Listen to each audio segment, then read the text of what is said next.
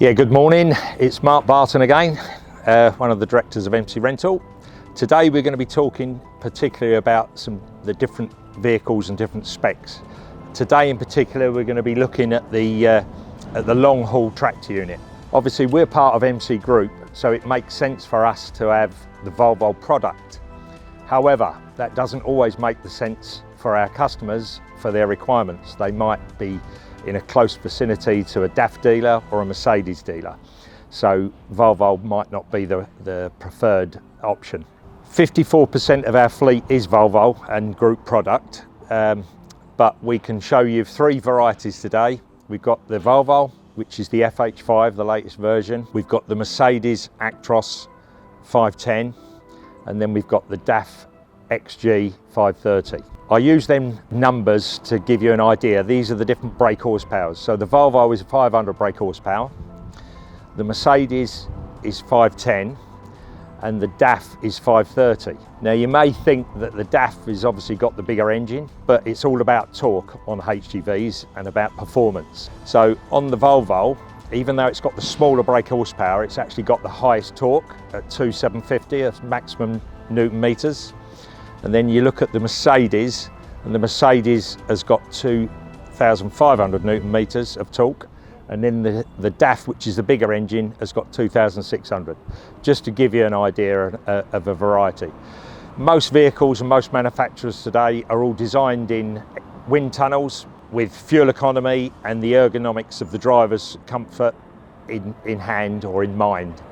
So there's not a lot to choose between them, and a lot of it is to do with preferences of, like I say, either location or maybe even driver preference. One of these vehicles will do probably between 9 and 11 mile per gallon.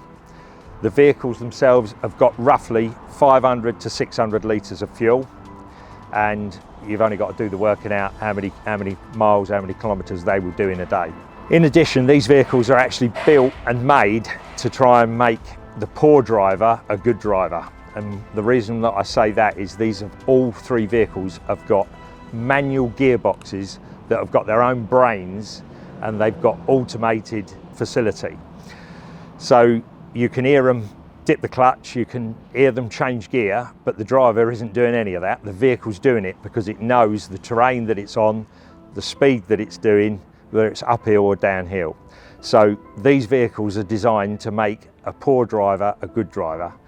All good drivers will tell you that they can't make them any better, but I beg to differ.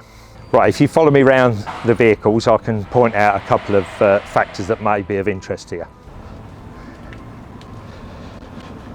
We mentioned the fuel tank being about between 500 and 600 litres. This one in particular is 550 litres. That just gives you an idea of the size of the tank and the capacity that it's there. Obviously you'll see on the back here we've got the fifth wheel. That fifth wheel is obviously there to couple up to the trailer. When this vehicle, or any of these three vehicles, are coupled to a trailer, a triaxle trailer, it makes it have 6 axles. That means that it can go legally on the British roads at 44 tonne gross vehicle weight. That generally will give you about 25 to 26 tonne payload, depending on the manufacturer of the trailer. If you follow me around the back, most days now all vehicles, you'll see all three of these vehicles have got batteries in the rear, and that is so that we can get the maximum capacity of the fuel tank, all the air tanks. We've got AdBlue nowadays on Euro 6 vehicles, so it's trying to fit everything in the chassis. Therefore all the batteries are now at the back. Gives us a different few problems when you have to try and change the batteries if they're underneath a trailer and you end up with flat batteries.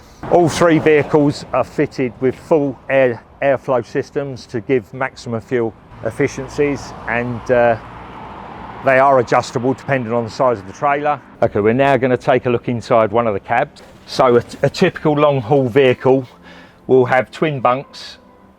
The second bunk is usually used for storage, not for second driver, but it is really meant to be for second driver.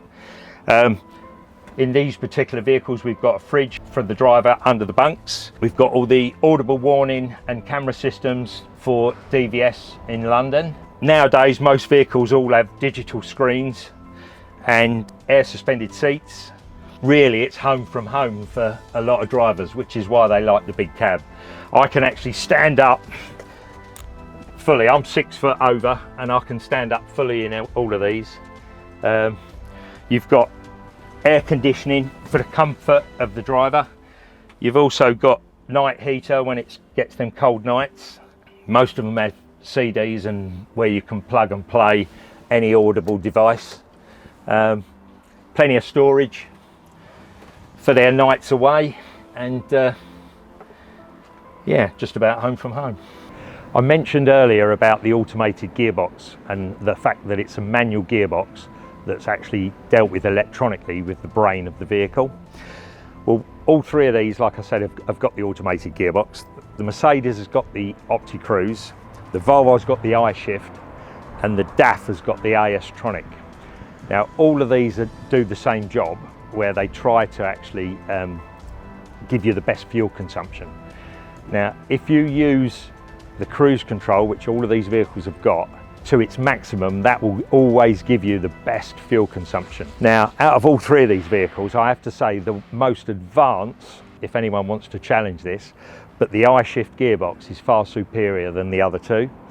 So that gives the Volvo the edge on the technology and advancement that it's come regarding the iShift gearbox, which really was developed in the mid-90s on a former variant that then was almost like a test baby, and then the iShift was developed later, which was so robust it's unreal. So that's got the edge in terms of drivability and the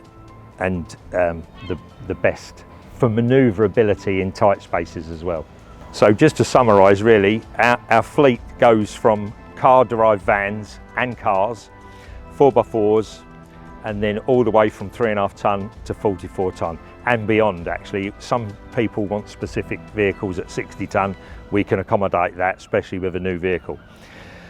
If you want to be able to find out more details about MC Rental and what we can offer, you can visit our website on www.mcgroupltd.co.uk. There's various parts. It's truck sales, used vehicles, vehicle hire, and fleet maintenance. Until next time, checking out.